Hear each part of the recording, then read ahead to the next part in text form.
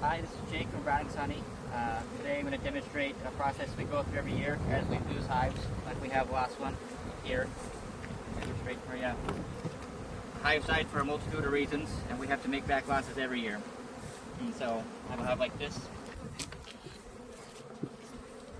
This hive is nice and large and healthy.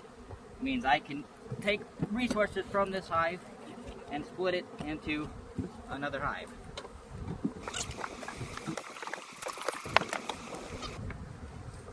So start working in here, and I'll start looking for multiple stages of brood that I will then add to another box.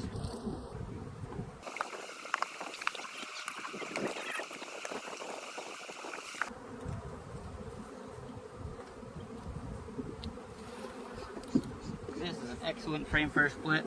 It's got nice larva and cap brood on both sides.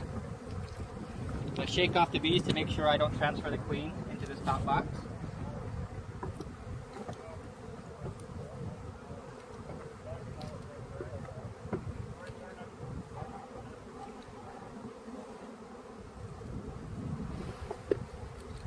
Another pretty good frame.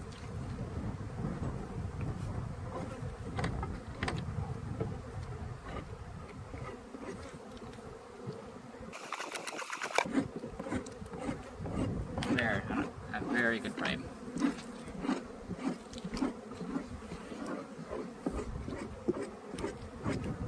And I'll put the hive back in order. Give it new frames for it to be able to expand and grow again.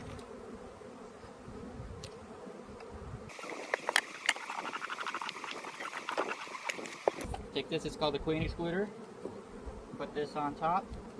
And now, worker bees can traverse in between each of these boxes and go up here and cover this brood that I've added here. But the queen will stay with the mother hive.